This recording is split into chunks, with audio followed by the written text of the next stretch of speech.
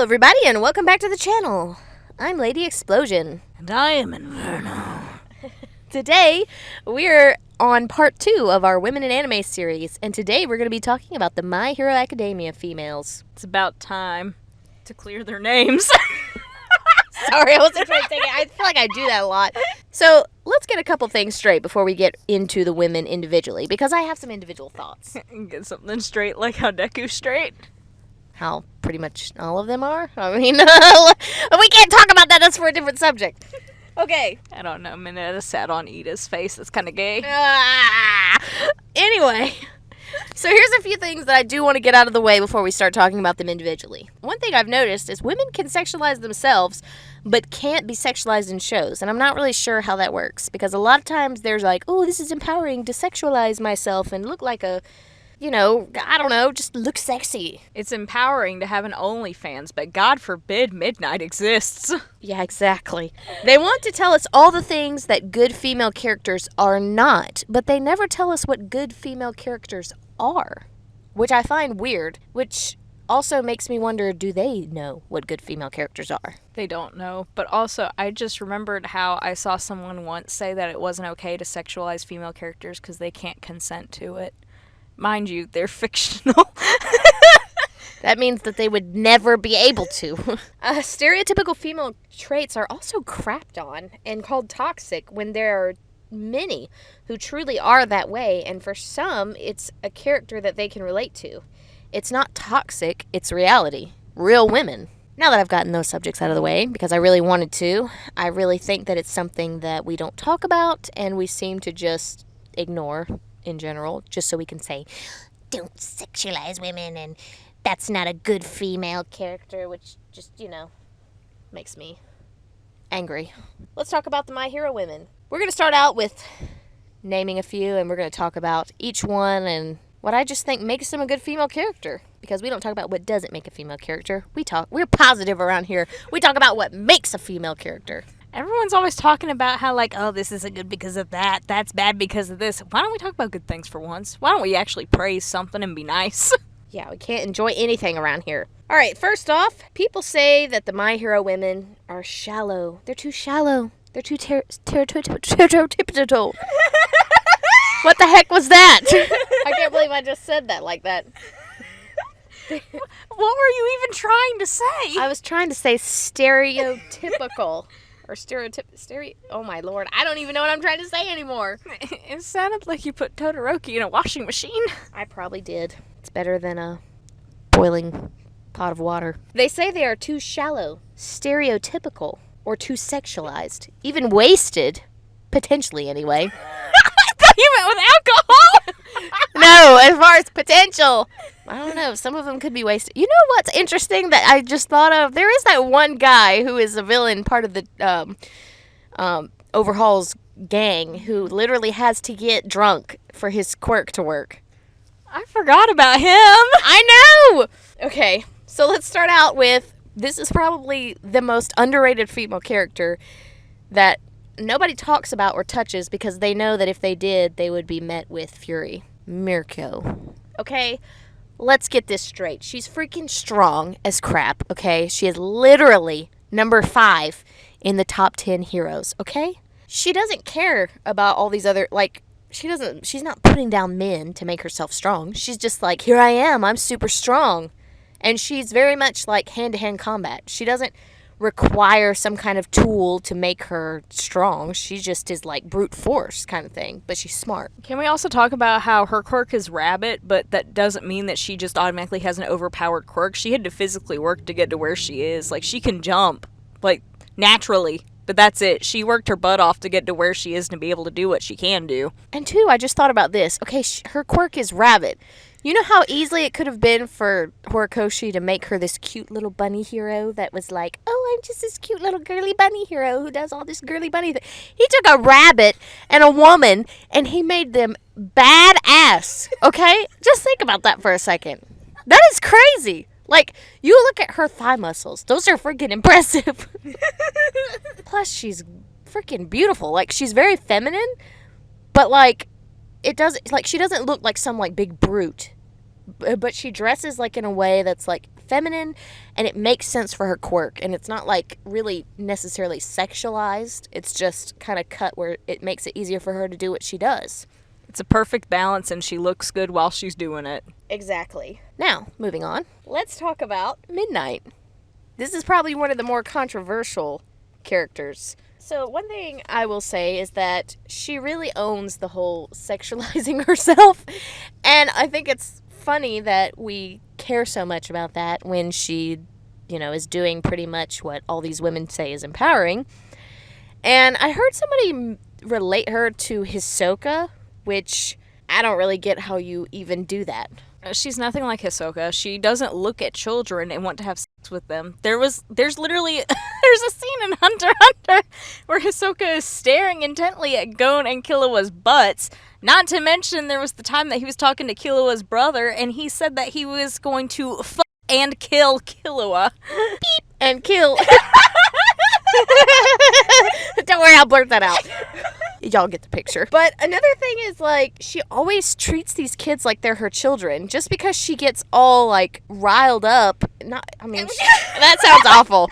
Okay? It's more like, if you really watch it, yeah, it can seem a little questionable at times, but in all reality, she cares about these kids more than anything in the world, and she's going to do whatever she can to protect them. She's like a motherly figure. She really is. And it's funny, whenever I see her, I do think it's hilarious the way she dresses, and I think it's so funny when they first introduce her and you see Kirishima and Denki and they are looking at her as she walks on and they are blushing and they're like, okay, is this really appropriate for a teacher to be wearing? But after that, really, the way that she acts and the way that she talks, I've always thought of her more of that very caring figure and very caring character. She's also extremely smart and very strategic. She's very much a leader and a top trusted teacher in UA. I kind of see her as Momo's mentor, basically. Yeah, really. She really is. Now let's get on to some of the students, shall we? First of all, I swear, if you people don't quit crapping on Uraraka, I do not understand. I think I do understand. You people are so into your little ships that you're going to be ugly to a great character who is not dependent on the main character and her love interest to actually form her own thoughts and her own opinions and develop her own heroic way. Let's be honest here. If Uraraka was actually a male character, you would probably love her as much as you do Bakugo and Midoriya. Exactly. So here's some things that I think about. She's very practical. She has big dreams, but she's not going to have too much expectation, if that makes sense. She's very realistic. And that's even one thing that Deku says about her when they're talking about their motives for getting into UA. He says that she's more grounded than any of them are. Mm-hmm. Whereas the rest of them have these big dreams of being famous and amazing, she has a more realistic goal in mind. I think it's funny how you say she's a very grounded character given her quirk. Yeah, that is kind of ironic. Let's review. She's a learner who self-reflects. Anytime that something comes up and she has an issue, she's always trying to learn. I would say that we could talk about the fact that she went up against Bakugo totally freaked out, okay? We're talking about somebody who has just blown away the competition constantly. Literally, okay? He literally blows them away. And she has not only the courage to go out there and face him, because you know that courage is not the absence of fear. It is facing fear head on, even if you're afraid. And she came up with a strategy. She didn't need a man, okay? Deku offered to give her a plan, and she was like, you know what? I don't need to be dependent on a man. Okay, why are all these people trying to say that all these women need to depend on a man? She literally refused his help so that she could come up with her own plan. And she was one of the first characters in My Hero who gained Bakugo's respect. That's pretty impressive. She actually had him worried for a second. And that is a big deal. Another thing that, they were probably going to end up spending a lot of time with Uraraka because I just have so much to say, and I can't stand people. She doesn't let her feelings cloud her judgment or dictate her actions. So a big thing to me that, really impressed me, because I know there's that whole trope of women in anime where they fall in love with the main character if they're the main character's love interest. And for some reason, and it's not even just in anime, it's just in shows in general, where for some reason they just lose all sense of thought, and every decision they make is like based off of how they feel about the the main character, and then they start making really dumb decisions based off of like how they feel about him. But she literally, this was so unexpected, and it just made me love her even more. She literally said to herself, I'm going to take these feelings that are distracting me from my goal and getting in his way because he's focused on his goal, and I'm going to put them away, and I'm going to focus on improving myself and not obsessing over my little crush. How many of you could do that? How many of you just let whatever crush or whatever boyfriend you have this week like completely rule your life? Or girlfriend. Either way. I just say that because I'm thinking about a couple people that I know in particular. You have some people in mind. Yes, I have some people in mind. Another thing is she thinks of others. She's an encourager and an amazing character, and she's had awesome development as well, which we basically have mentioned. From money being her only heroic motivation to wanting to truly help people. It's just really crazy. It is, and no one talks about it. Everyone wants to ignore it. Everyone just wants to crap all over her for no reason. Just because she gets in the way of a ship they like. Just because she's not a man. That's what it boils down to, because if she was a man, people would be like, oh my gosh, her and Deku? Oh my gosh. Well, him and Deku. But like, this literally... If she was a male character, people would love her. They would love her so much, and they would be shipping her with Deku. But no, because she's a girl, no! Yeah, it sounds like y'all are more sexist than anything. They're sexist and fetishizing gay people. That's what it boils down to. Okay, so let's talk about Momo. Okay, I love Momo. Okay, she's such a classy girl. Okay, and she's rich, but she doesn't act like she's rich. Like, she's not all snooty about it. You know, the typical rich girl in anime. She doesn't act like she's better than anyone else. She just acts like a normal person who just so happens to be privileged and have access to any type of tea that you would want. And can literally create anything. But she doesn't hold it above anybody else. She doesn't hold herself above anybody else. She's super intelligent. She has a lot of leadership skills. She's extremely strategic. She's given development and spotlight. Like, let's talk about her whole thing with Todoroki. You know, a lot of people like to say that she depended on him. And you know what? In the beginning, she did. She thought that he was the better character, or that he was the better strategist, that he probably would come up with a better plan, even though she had a plan. She was resigning herself to allow him to plan. She had some low self-esteem there. And a lot of that came from her issues in the sports festival, where she had some bit of confidence that was torn down fairly quickly because she wasn't able to think fast enough and noticed she did have some weaknesses she had to work on. So let's think about this for a second. Her depending on a man almost cost them the exam, right? But yet people want to say that she's all fan service and just needs to be saved all the time. The only thing that happened was she realized, through a bit of encouragement from somebody she looked up to, Todoroki, that following a man was actually getting them in trouble. And they needed to follow her plan. And yet, they followed her plan, and what happened? They passed. Not Todoroki's. He resigned himself to follow her lead. And that created a bond in them and a respect for each other. My hero is just full of, like, women empowerment, women being in charge, women, like, passing exams, winning in these situations, but... No, Horikoshi's a misogynist. And we've already covered that. But another thing is, she's super caring, and she's like the mom of the whole class. I find like her and Ida are like the mom and the dad of class 1A. I love it. It's so cute because you always have like that mom friend, and then you always have that dad friend, and that's literally Ida and Momo, and it's so cute. I know, she's precious, and she is just so good to everybody, and she treats them as if they're all, like, she doesn't treat any of them differently. They all are treated equally. Next up, we have Jiro. I think Jiro is an adorable character, and Horikoshi mentions that her quirk is actually one of the first ones he came up with. So let's talk about her, okay? She is definitely a girl, and she's definitely got her feminine traits, but she's a little different. And I think that's really cool to bring in this character that's not defined by her girliness. She does have some anxiety around people. Oh, that's one thing I meant to mention about Momo. She's a little bit socially awkward. Like, she almost is like, doesn't know how to like relax and chill around everybody and be like, not that she doesn't know how to relax and chill. It's more like she doesn't understand social cues and things like that. It's so funny to watch because people will be like, but she just goes along all happy. I'm just realizing now that I'm thinking about it, how many of these characters are like kind of awkward. Yeah, like actual real high schoolers. Yeah.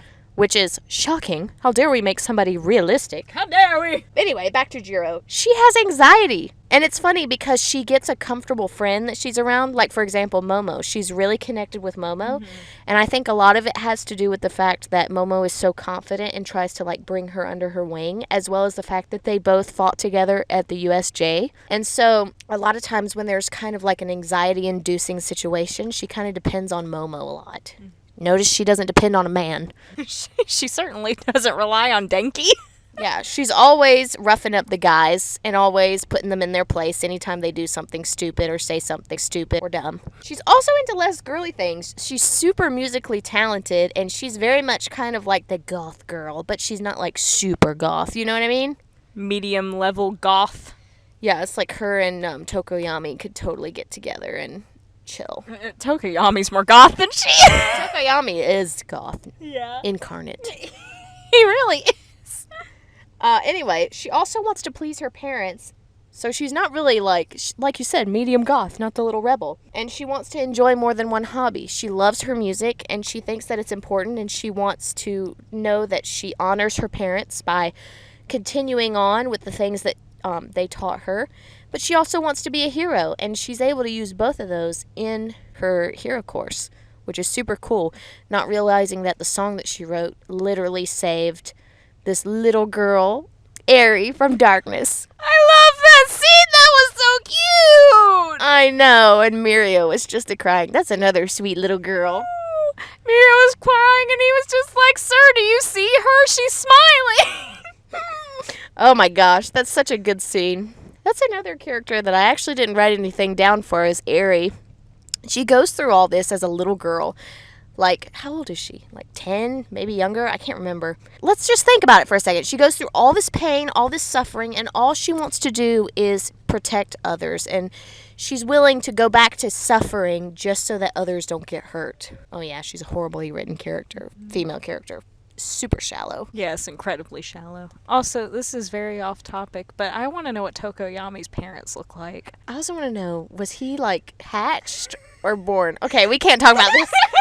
I know. I just have questions. If anyone has answers, please leave a comment, or if you have theories, please let me know. All right, next up we have Mina. Okay, to me, this is the most, as far as like stereotypical girly girl, would be Mina. And she's girly, but she also has her own kind of like, she's super extroverted and she's super happy. Mm-hmm. She loves to dance and she's very active. And she likes a lot of girly things. I think the only one who beats her at that is Hagakure. And I didn't write anything about Hagakure because I don't like Hagakure. No, I mean, like, she's always been, like, in the background. She doesn't really matter. And, like, it's not really a spoiler, but now in the manga, she's kind of showing up more. And it's still just like, I don't really care about you. I gotta be honest. She's kind of invisible, you know? She is. But, I mean, if you want to talk about, like, flat My Hero characters, Hagakure, there you go. I mean, even the Class 1B girls are more interesting than her. And we don't even know that much about them, really. I care more about Mushroom Girl that I can't even remember her name than I do care about Hagakure. Yeah, and her little love thing going on with, I can't even remember his name, but he's like the guy who can go into shadow. Yeah, the shadow guy that people were claiming was racist. Oh my gosh. Okay. Anyway, Mina, one thing about her is she's super creative, okay? She's, like, always got ideas, and she's always, like, pulling people in together, and I love that about her. But she's also a peacemaker. I mean, we see this in her middle school days as far as, like, when Kirishima was trying to help that kid out who was getting bullied, and she comes up, and she just, like, boom, fixes the situation. No fighting involved. She has alternate ways of solving problems, and she stands up under pressure. I mean, we saw what she did whenever Kirishima had his big moment where he realized he froze when the time came for him to take action, and she jumped in front and protected her friends. I mean, she's very brave, and she, by herself, without even knowing it, impacted Kirishima a lot and reached his heart and even influenced him to make his little horns because that was like a memento to her. Next up, we have Froppy.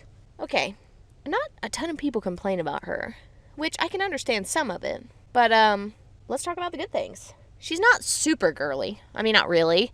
I mean, she's feminine. Mm-hmm. You know, you don't have to be all girly pink and all that to be feminine. She's very outspoken. She doesn't really care what other people think. She's very level-headed. Like, any kind of situation or anything like that, she is like, she knows what to do next. She doesn't panic. She's a thinker, and she's also quick to action and able to bring down the panic in a situation.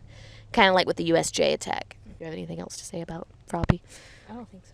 Because that basically covers all of it. I guess my only thing is, like, she's one of the most sexualized that I see by, like, the fandom. Like, I see her sexualized more than anyone, more than Momo. I think it's because of her tongue. I'm pretty sure it is, too, because there's no other reason. But, you know, really, like, when I think about it, she does have kind of, like, a bigger set of boobs than most of the other girls, though. Yeah, I get. Well, I mean, I don't think it's really that they're big. There's something about her costume that accentuates them more, I feel like.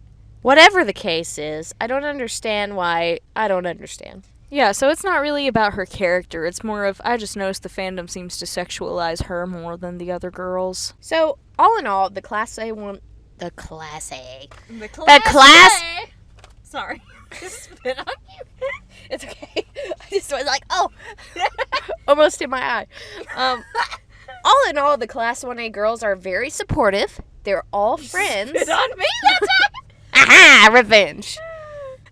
Let's start over. The Class 1A girls are supportive of each other. They're friends. They're able to look past differences in personalities and likes, and they are just as important as the male characters. I mean, really, how many times do you see a group of friends that are females that have all these different likes and personalities, and they all get along with each other and have no gripes, grudges, or ill feelings towards each other at all?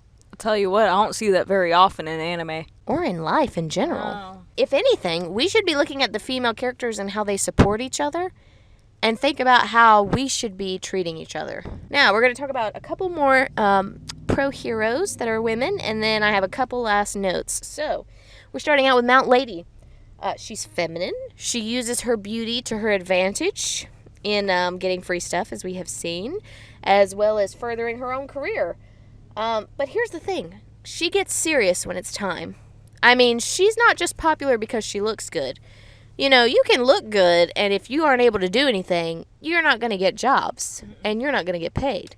So you have to be able to work. So she gets serious when it's time, and she's able to fight enemies that the men just can't, and do things the men just can't. Not going to spoil anything that's coming up in the war arc, but she's amazing. Mount Lady's really cool. I liked her as soon I liked her as soon as I saw her, and she said, "Hi everyone, I'm Mount Lady." That was a very good impression. I'm Mount Lady. She is amazing, and she has her own way of doing things, and honestly, I have met women that are similar in personality to her. Next up, we have Ryukyu, the dragon lady, literally. She is very classy and very, like, well put together and very, like, she has these manners and all this stuff. And she also has a very masculine quirk.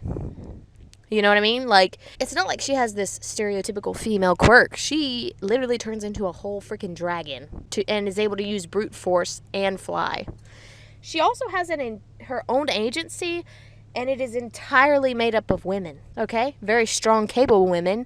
And her agency and herself are in the top 10 of the hero charts. That's pretty impressive. That's called women empowerment and women supporting women, which is what I thought all of you wanted to see, but apparently you don't care. Yeah, apparently that makes shallow women. Mm-hmm. So a couple things. First of all, I want to say that strong does not equal good female character. A lot of times people just fuss and, like, get all mad about how they're not strong, they're weak, they're blah, blah, blah, blah. Just because you're strong doesn't make you a good female character. Mm-mm. That ain't how it works. You can be physically strong and be a horrible female character.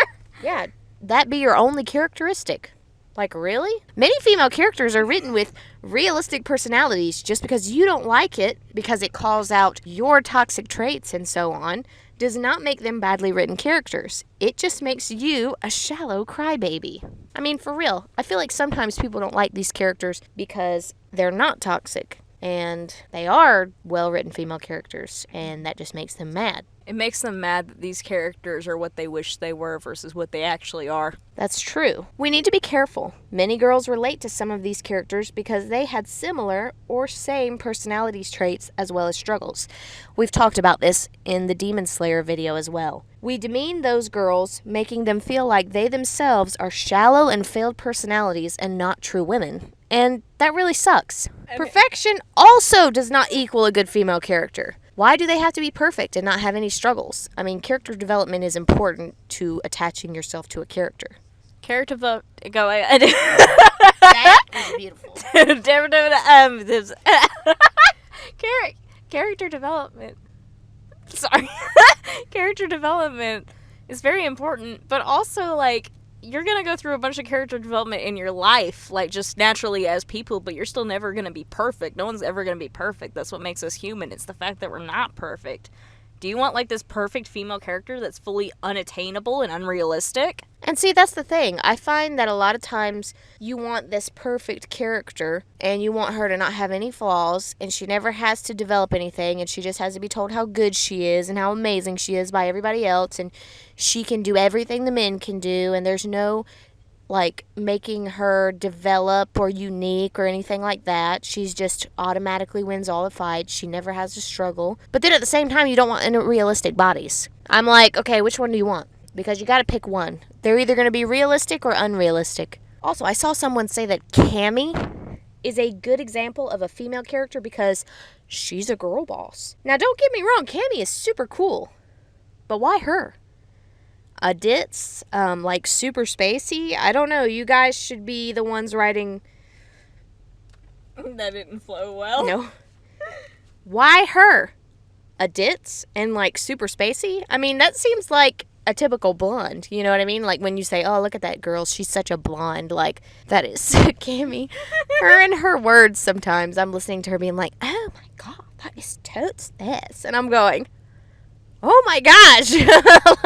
And it's not to say that she doesn't have her own, like, personality and all that, and she's not cool and all, or that she's a badly written female character. But we also don't get to know her long enough to know much of her character anyway. Like, why are we putting her, this girl that we barely know, who kind of, like, fits, like, general blonde female stereotypes, why are we putting her on a pedestal over all of these other women that we've seen fully fleshed out that we've gotten to know who are actually well written? I don't understand. But I don't think you guys should be the ones writing these, quote, good female characters if you think she's the best one. I want to see you guys write what you think makes a good female character, because I keep seeing this isn't good, that isn't good, but I like this. And a lot of times all of these, like, 5 women will be the same, but apparently you only like one of them. So I'm just really confused. So I would actually really like, I want to see these people who complain about anime try and make their own anime, because I don't think it would end well. I think it would be really horrible, and I'd love to see that train wreck. I would love to see their doom come into fruition. I think it's interesting, too, how people will point out that, oh, this anime has very well-written female characters. And I'll compare those same female characters to female characters that they complain are not well-written. And they're either the same, or the ones they say are so good are really not written as well as the ones that they say are bad. It's just their opinion. It's just, they're biased over different things. There are certain things that they like more, and so they're like, yes, what I like is superior, not what you like. I don't think there's any logic in this. I think they're just pulling stuff out of their ass. I agree. I mean, personally, I'm not a huge fan of female characters in general anyway. I love male characters. I always have. I feel like females can be very shallow in a lot of movies and TV shows that I've seen. I'm not necessarily talking about anime. I mean, really, in anime was the first actual place that I saw female characters that I enjoyed. And really, I haven't really come across female characters that I totally think are ridiculous and annoying, and maybe Sakura, okay? Maybe Sakura. I'm not going to be useless anymore. I'm going to pull my own weight. Is useless. I'm not going to let my friends die anymore. Let's friends die. And if you want to complain that she's better written in the manga than the anime, then I'm sorry. I only watched the anime, and if that's the only impression I got of her, I can't unsee it. Anyways, guys, that's all we have for today. Personally, I think the My Hero females are fabulous. I don't think any female character is written perfectly, and I think there's always something that we can improve or make them better. And there's always different strengths and weaknesses in each anime. But I love overall the female characters in My Hero Academia. None of them are annoying, except for Hagakure. Yeah. She could never show up again, which is kind of funny because she literally could never show up again, and I wouldn't even care. Here's the thing. If we literally took Hagakure out of My Hero, nothing would change. However, if we took out any of the other, like My Hero, like Class 1A, like girl students, if we took them out, it would make a big difference in the story and what has happened, whereas if we took Hagakure out, nothing would change. Absolutely nothing.